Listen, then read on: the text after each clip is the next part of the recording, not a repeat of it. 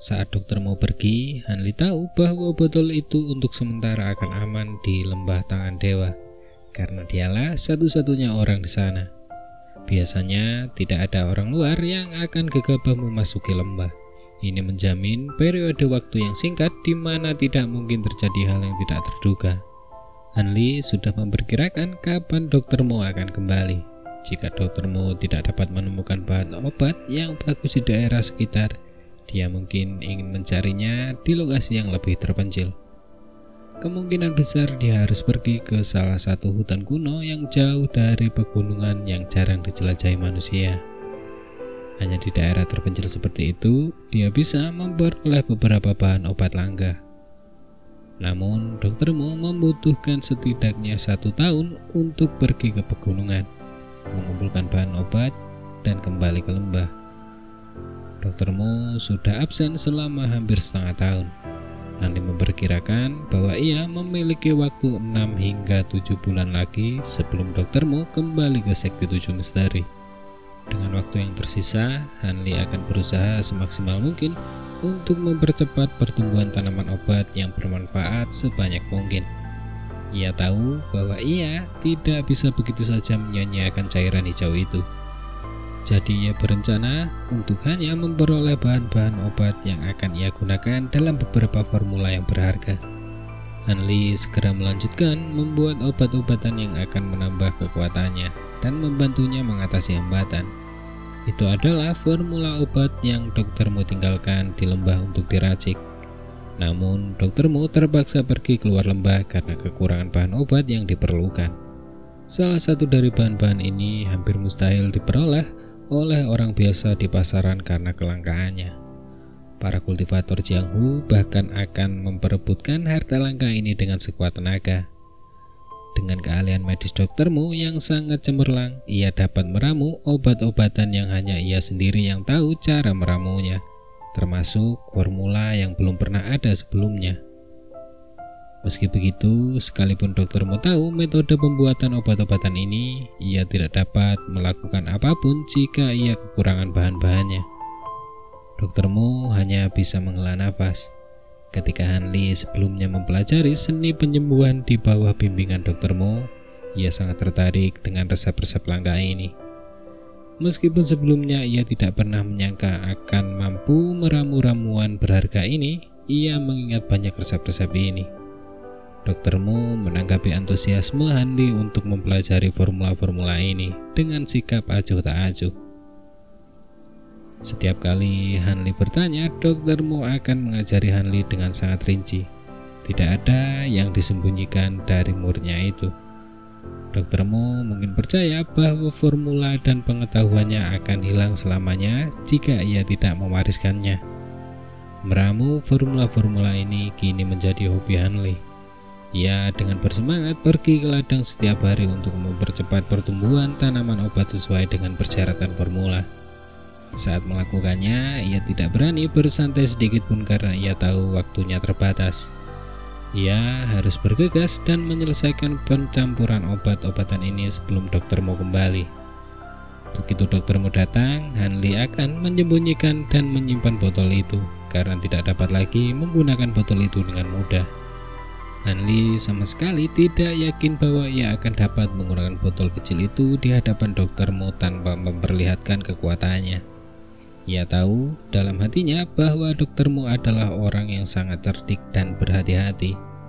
Jadi Hanli tidak berniat memberitahu Dr. Mo tentang rahasia botol itu. Hanli merasa hubungannya dengan Dr. Mo cukup aneh. Hubungan itu jelas tidak sesederhana hubungan guru dan murid. Dr. Mo sering menatapnya dengan tatapan aneh. Hal ini selalu membuat Hanli berpikir bahwa Dr. Mo menyembunyikan rahasia yang mematikan darinya.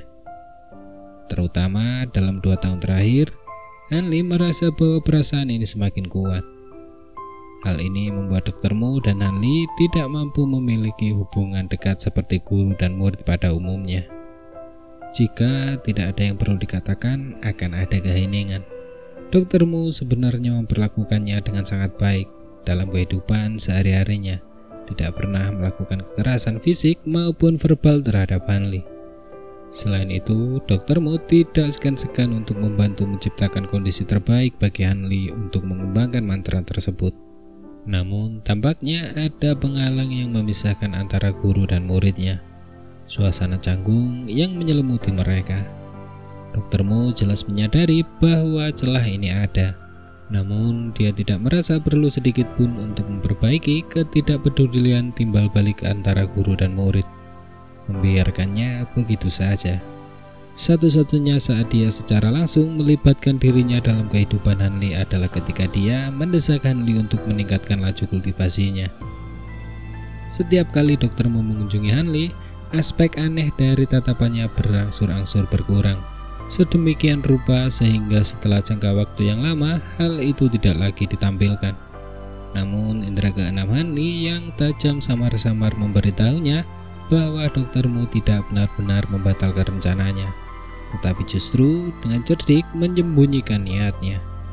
Dengan demikian, kewaspadaan Hanli terhadap Dr. Mo semakin dalam. Dalam keadaan seperti ini, bagaimana mungkin dia berani memberitahu Dr. Mo tentang rahasia botol itu? Hanli telah mempelajari pelajaran yang tidak tergoyahkan dari membaca banyak buku sejarah. Jangan menyakiti orang lain, tetapi waspadalah terhadap mereka yang mencoba menyakitimu. Terlepas dari apakah Dr. Mo benar-benar ingin menyakitinya, memperkuat kewaspadaan Hanli bukanlah keputusan yang buruk. Bahkan jika perasaannya salah, jika Dr. Mo benar-benar bermaksud menyakitinya, peningkatan kewaspadaan Hanli mungkin dapat mencegahnya menderita cedera parah. Jika indera keenamnya salah, maka peningkatan kewaspadaan tidak akan menyakitinya. Apapun itu, Hanli tidak akan mengambil inisiatif untuk menyakiti gurunya. Hanli masih murid Dr. Mo dan akan berusaha sekuat tenaga untuk menjadi murid yang berbakti. Hanli tidak begitu nyaman dengan perasaan terhadap Dr. Mo. Lagi pula, hubungan guru murid yang aneh seperti ini sama sekali tidak pernah terdengar di sekte 7 misteri.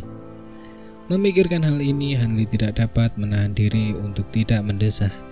Botol hijau misterius itu sama sekali tidak dapat digunakan setelah Dr. Mo kembali. Namun, Hanli tahu bahwa meskipun ia berhasil menyembunyikannya dari Dr. Mo, orang lain dari sekte 7 misteri mungkin akan mengungkap rahasia itu secara tidak sengaja. Pilihan terbaiknya adalah menyembunyikan botol itu selamanya dan bertindak seolah-olah botol itu tidak pernah ada. Karena tidak ingin selamanya terpisah dari botol itu, Hanli memutuskan untuk menggunakan botol itu dengan hati-hati, dan diam-diam begitu Dr. Mo kembali. Begitu dia memutuskan hal ini, Hanli menenangkan pikirannya dan tertidur di tempat tidurnya. Pada bulan-bulan berikutnya, Hanli diam-diam menggunakan cairan hijau dari botol itu untuk mempercepat pertumbuhan sejumlah besar bahan obat yang berharga. Ia kemudian menggunakan bahan-bahan obat ini sesuai dengan formula, meramu banyak obat langka. Namun dalam proses meramu ramuan itu, banyak kegagalan yang terjadi. Setiap kegagalan telah meninggalkan Hanli dengan rasa sakit yang berkepanjangan karena bahan-bahan yang digunakan untuk membuat obat-obatan itu langka dan berkualitas tinggi. Setiap kegagalan merupakan pemborosan perak yang tak terhitung banyaknya. Namun, ia tidak dapat disalahkan. Ini adalah pertama kalinya ia meracik formula ini. Jadi gagal beberapa kali tidak dapat dihindari. Bahkan jika Dr. Mo secara pribadi meracik obat-obatan ini, ia akan membuat 1 atau 2 kesalahan. Hanya dengan cara ini, Hanli dapat menghibur dirinya sendiri. Pil naga kuning, bubuk roh murni, pil esensi emas, dan pil penambah vitalitas. Obat-obatan langka ini yang jarang terlihat di pasaran, ditempatkan dalam bulan botol kecil. Satu persatu mereka tersusun rapi di depan Hanli. Saat Hanli melihat botol-botol kecil ini, wajahnya berseri-seri karena gembira. Dengan obat-obatan ajaib ini, dia bisa mencapai lapisan ke-5 dan ke-6 tanpa mengeluarkan terlalu banyak tenaga. Belum lagi lapisan ke-4. Di antara obat-obatan ini, pil naga kuning dan pil esensi emas akan membantunya meningkatkan kekuatannya dan memiliki efek luar biasa dalam membangun kembali tubuh serta tulangnya. Bubuk roh murni adalah obat mujarab detoksifikasi yang terkenal di dunia, yang mampu melarutkan ribuan racun yang mematikan. Terakhir, pil penambah vitalitas adalah obat legendaris yang memiliki efek mengejutkan pada luka dalam. Terlepas dari berapa banyak luka dalam dan luar yang diderita seseorang, selama orang yang memakan pil itu tetap hidup, luka apapun akan segera disembuhkan, serta memungkinkan kehidupan seseorang untuk dipertahankan. Awalnya, Hanli tidak berencana meramu pil obat untuk tujuan lain selain membantunya dalam kultivasinya. Namun setelah memikirkannya, ia memutuskan bahwa apapun yang terjadi, ia tetaplah seorang seniman bela diri. Siapa yang tahu jika suatu hari ia akan dilanda bencana atau terlibat dalam amukan salah satu dari berbagai faksi bela diri di Jianghu. Akan lebih baik jika ia menyiapkan beberapa obat untuk luka dan racun terlebih dahulu. Karena jika ia terluka atau diracuni tanpa memiliki obat di dekatnya, itu akan sangat disayangkan. Dengan pola pikir ini, Hanli memutuskan untuk membuat lebih banyak 2 jenis obat, bubuk roh murni dan pil penambah vitalitas, untuk mempersiapkan dirinya menghadapi kecelakaan apapun di masa depan. Bagaimanapun, satu orang hanya bisa hidup satu kali, dan Hanli tidak ingin mati sebelum waktunya. Karena ia terus-menerus membuat obat-obatan, kultivasinya dengan mantra menjadi sangat lambat. Namun, hal ini tidak dapat dihindari, karena ada banyak hal di dunia ini yang harus disempurnakan, dan pasti akan selalu ada sesuatu yang harus dilepaskan. Setelah memurnikan pil obat selama setengah hari, ia mulai mengkonsumsinya. Dimulai dengan pil naga kuning dan pil esensi emas. Kedua obat ini masing-masing benar-benar layak dianggap sebagai obat mujarab dari legenda yang dapat mengejutkan semua orang dengan kekuatannya. Setelah memakannya, ia dengan mudah menembus kemacetan dan mencapai lapisan keempat dari mantra tersebut. Begitu mencapai lapisan keempat, Hanli langsung merasakan perbedaan antara dirinya yang sekarang dan yang dahulu. Kelima inderanya telah berkembang ke ranah yang sama sekali baru karena semuanya tiba-tiba menjadi lebih terang dan jauh lebih jelas. Sebelumnya, ia tidak dapat melihat fitur-fitur kecil di kejauhan, tetapi sekarang ia dapat melihatnya dalam skala yang lebih besar, lebih jelas dari sebelumnya. Dengan matanya, ia dapat dengan mudah melihat serangga-serangga kecil yang merayap di tepi kamarnya. Indera pendengarannya juga telah berubah total. Suara-suara yang belum pernah ia dengar sebelumnya dapat terdengar hingga tingkat yang nyata, seperti suara gemerisik cacing tanah yang merayap di tanah atau suara dengungan serangga yang terbang di udara. Suara-suara ini begitu keras, hampir seolah-olah terjadi di dekat telinganya. Semuanya dapat didengar dengan sangat jelas, tetapi selain itu, Hanli bahkan dapat mencium beberapa aroma baru berkat indera penciumannya yang lebih baik. Hanli sangat gembira karena ini. Ini adalah pertama kalinya usahanya dalam mempraktikkan mantra ini benar-benar membuahkan hasil. Ini membuatnya menyadari bahwa mantra orakular yang dikutuknya sebelumnya tidak sepenuhnya tidak berguna.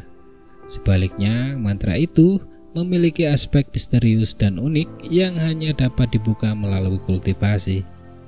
Sebelumnya, meskipun inderanya memang membaik setiap kali ia berhasil menembus lapisan baru, tidak ada satupun perubahan yang sedrastis saat ia mencapai lapisan keempat.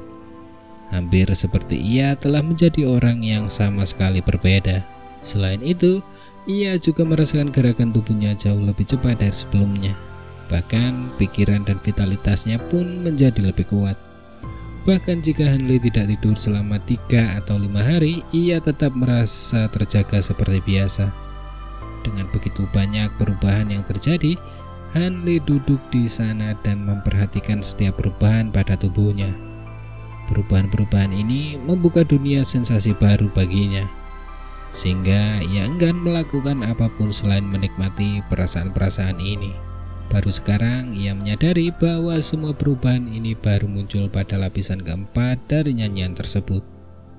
Dapat dianggap bahwa ia berada pada tahap keberhasilan kecil, dari mantra orakular hanya setelah mencapai lapisan keempat. Dia tidak berpikir bahwa lapisan keempat ini telah membawa sensasi yang tak terlupakan. Jika lapisan keempat seperti ini, maka pasti merebus ke lapisan kelima atau bahkan keenam akan lebih hebat lagi. Segera setelah Hanli akhirnya berhasil dan memahami seluk-beluk metode kultivasi ini, gurunya Dr. Mu akhirnya kembali ke lembah. Namun dia tidak sendirian, karena dia telah membawa kembali orang misterius. Saat Dr. Mu kembali ke lembah, Hanli mendengar batuknya yang sangat familiar. Dia berada di ruang kultivasinya, berusaha untuk maju ke satu tingkat lagi. Tetapi saat dia mendengar suara Dr. Mu, dia meninggalkan ruangan untuk menuju ke lembah dan menyambutnya. Sudah setahun sejak terakhir kali dia bertemu dengan gurunya. Jadi sudah waktunya untuk bertemu Dr. Mu sekali lagi. Saat Hanli melihat Dr. Mu, dia sangat terkejut. Dr. Mu masih sama saja, tetapi ada rona pucat di wajahnya dengan sedikit amarah. Meskipun awalnya dia kuning karena sakit, dia tidak pernah terlihat begitu kuyu dengan cara yang ekstrim seperti sekarang. Namun yang paling mengejutkan Hanli adalah sosok misterius di balik Dr. Mu. Sosok itu terbungkus mantel hitam yang memenuhi seluruh bagian tubuhnya sehingga tidak ada 1 inci pun kulit yang terlihat. Sosok itu agak besar dan lebih tinggi dari Hanli, setidaknya 2 kepala. Karena mantel yang menutupi seluruh tubuh orang itu, Hanli tidak dapat menentukan penampilan wajah orang itu. Paling tidak, dia dapat mengatakan bahwa ekspresi orang itu sangat galak dan sangat jelek.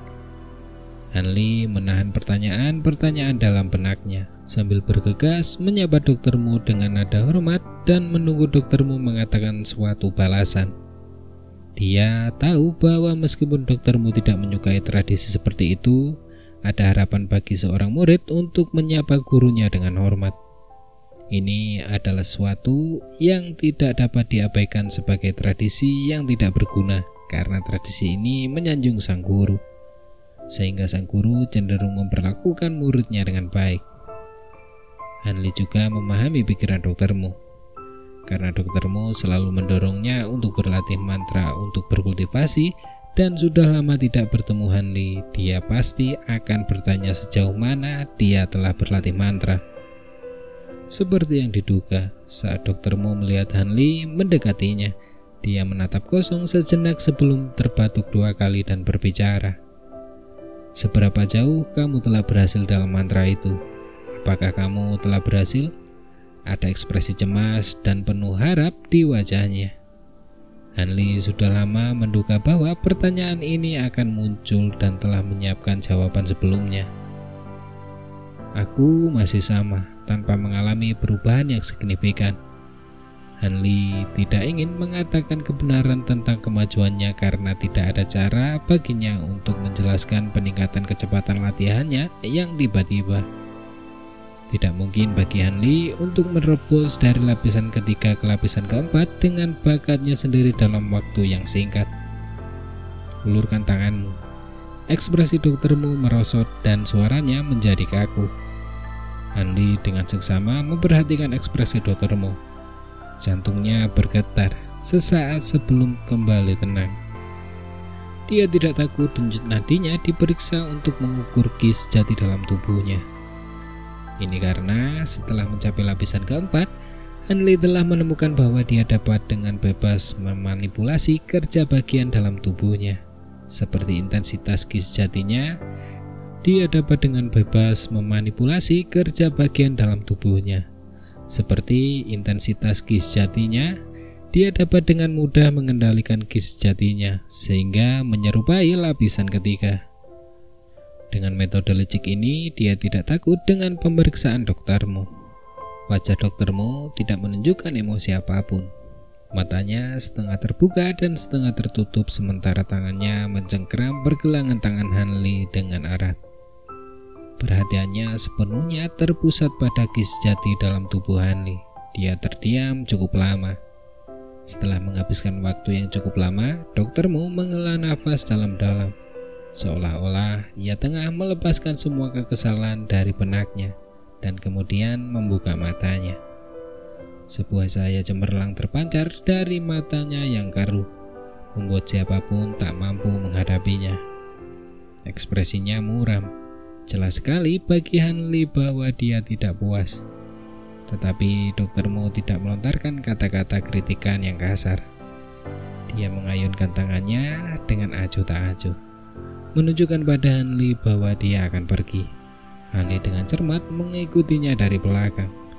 Meskipun dia sangat penasaran dengan pria misterius di sampingnya, Hanli tahu bahwa ini bukan saat yang tepat untuk bertanya seperti yang diinginkannya. Setelah memasuki ruangan, Dr. Mo duduk dengan agak lelah di kursi berlengan dan bersandar di sana, setengah duduk setengah bersandar. Kecemerlangan yang kuat telah menghilang, memperlihatkan dirinya yang dulu sakit-sakitan. Pria misterius itu telah mengikuti dari dekat sejak awal. Ketika Dr. Mo duduk, dia berdiri di belakang kursi Dr. Mo, punggungnya tegak dan tidak bergerak. Hanli tahu bahwa Dr. Mo saat ini sedang tidak puas, tetapi dia tidak mau membuka mulut untuk membuat suasana hati Dr. Mo menjadi buruk. Meniru pria misterius itu, dia berjalan ke tengah ruangan dan menundukkan kepalanya ke arah Dr. Mo. Tetap diam dengan bijaksana. Dia menunggu Dr. Mo memulai pertanyaannya. Lama sekali, tak seorang pun bicara. Hanli agak bingung dan kehilangan kesabarannya. Dia berpikir pelan untuk mengangkat kepalanya dan melirik Dr. Mo. Jika kau ingin melihat, lihat saja. Mengapa kau ingin bersikap diam-diam? Tepat saat dia mengangkat kepalanya setengah, suara dingin dan tegas Dr. Mo terdengar. Hanli terkejut sesaat, lalu dengan patuh mengangkat kepalanya. Pandangannya berputar-putar di sekitar wajah Dr. Mo dan segera menjauh darinya. Wajah Hanli menunjukkan ekspresi yang tidak biasa. Jantungnya berdebar-debar seolah-olah dia berada dalam situasi yang berbahaya. Terus-menerus bergejolak di dadanya. Bagaimana wajah Dr. Mo tiba-tiba menjadi begitu aneh. Di wajahnya yang pucat dan layu ada lapisan tipis ki hitam. Seolah-olah ki hitam itu memiliki kehidupan, membentangkan tentakel-tentakel kecil yang tak terhitung jumlahnya dan bergerak cepat mengancam di wajahnya. Hal ini menyebabkan Hanli menjadi semakin takut. Dr. Mo telah mengganti ekspresi kaku sehari-harinya yang dulu dengan ekspresi tekad yang kuat. Dia memperhatikan Hanli dengan penuh perhatian dengan tatapan yang benar-benar jahat. Sudut mulutnya memperlihatkan sedikit seringai mengejek. Hanli merasa situasinya tidak menguntungkan baginya. Suasana agak gelisah berputar di benaknya sementara suasana yang tidak menyenangkan mulai menyebar bebas di ruangan itu. Dia dengan hati-hati dan waspada memutuskan untuk mundur setengah langkah. Dia menarik sebuah silinder dari lengan bajunya, menyebabkan kondisi mentalnya yang tertekan menjadi sedikit rileks. Pada saat ini, dia tiba-tiba mendengar ejekan lembut dari Dr. Mo. Trik kecil, berani sekali kau mengeluarkannya dan memamerkannya. Tubuh Dr. Mo bergerak. Dia berdiri dari posisi setengah berbaringnya dengan momentum yang aneh. Sambil tersenyum, tubuhnya berkedip ke arah sisi Hanli, seolah-olah dia adalah hantu sebelum tertawa dingin. Ekspresi Hanli berubah drastis. Dia tahu bahwa kejadian ini tidak akan baik dan buru-buru mengangkat tangannya. Namun, seluruh tubuhnya mati rasa dan dia tidak bisa bergerak sedikit pun. Baru pada saat inilah dia melihat jari Dr. Mo meninggalkan titik akupuntur di dadanya. Dr. Mo benar-benar terlalu cepat. Yang mengejutkan Hanli, dia bahkan tidak bisa melihat sedikit pun kapan Dr. Mo telah mengambil tindakan. Yang mulia senior Mo, apa yang akan Anda lakukan? Apakah murid ini telah melakukan kesalahan? Tuan selalu berbicara tanpa ragu-ragu. Apakah perlu menekan titik akupuntur murid ini? Pada saat ini, Hanli tidak lagi mampu menjaga ketenangannya. Dia mengatakan ini kepada Dr. Mo sambil tersenyum paksa. Doktermu tidak berbicara sama sekali. Ia hanya menepuk punggungnya beberapa kali dan batuk pelan. Penampilannya seperti orang tua pikun, terlalu lemah untuk melawan angin. Hanli baru saja melihat doktermu bersikap tegas dan kasar. Bagaimana mungkin Hanli berani menganggapnya sebagai orang tua yang sakit-sakitan? Sebaliknya, Hanli menganggap kelemahan buatan doktermu lebih penting lagi. Doktermu, bagaimana dengan statusmu? Tidak perlu merendahkan dirimu ke level murid ini. Apa kerugianmu jika kau merusak titik akupuntur murid ini? Murid ini akan bertanggung jawab dan melupakan masalah ini. Hanli terus melontarkan banyak kalimat yang menyenangkan dan menyanjung. Namun doktermu tidak memedulikannya dan malah meraih lengan baju Hanli dan mengeluarkan tabung tersembunyi itu. Kemudian dia menatap Hanli dengan tatapan mengejek dan menghina. Melihat situasi ini, Hanli tiba-tiba tenggelam ke dasar jurang terdalam. Awalnya ia berniat menggunakan kata-kata untuk membangkitkan simpati dari doktermu, tetapi rencananya gagal total. Tampaknya doktermu tidak akan memberikan kesempatan sedikit pun bagi Hanli untuk mendapatkan keuntungan. Hanli perlahan-lahan menjadi terdiam. Wajahnya menjadi sangat tenang, dan dia menatap balik ke arah doktermu dengan tatapan yang bahkan tidak memiliki sedikit pun emosi. Tiba-tiba, semua yang ada di ruangan itu tampak menjadi sunyi senyap. Keheningan total seperti ketenangan sebelum badai. Bagus, doktermu tiba-tiba mengeluarkan 3 kata bagus. Kamu layak menjadi orang yang aku mujuran perhatikan. Jadi kamu bisa tetap tenang bahkan di saat seperti ini. Tenang di saat-saat gentingmu. Sepertinya keuntungan yang aku peroleh dengan menekan titik akupunturmu tidak sia-sia. Ucap doktermu tiba-tiba memuji Hanli. Bagaimana rencanamu menghadapiku? Hanli tidak menjawab perkataan doktermu dan malah bertanya, bagaimana aku harus menghadapimu?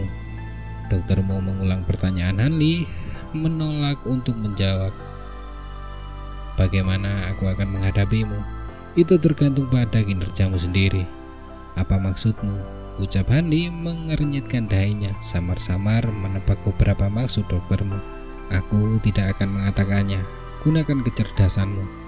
Kau seharusnya bisa mengertikan. Aku hanya bisa menebak sedikit, tapi aku tidak mengerti secara pasti rincian rencanamu. Hanli tidak menyangkalnya, dan dia mengatakannya dengan sangat lugas. Bagus sekali, itu cara yang benar. Kamu boleh bertanya apa saja, jangan simpan sendiri.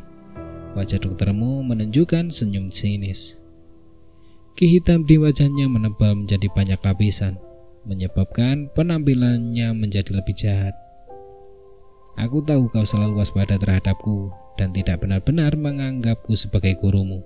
Namun terlepas dari itu tidak masalah. Aku juga tidak benar-benar menganggapmu sebagai murid. Ucap doktermu mengatakan ini sambil mendengus pelan.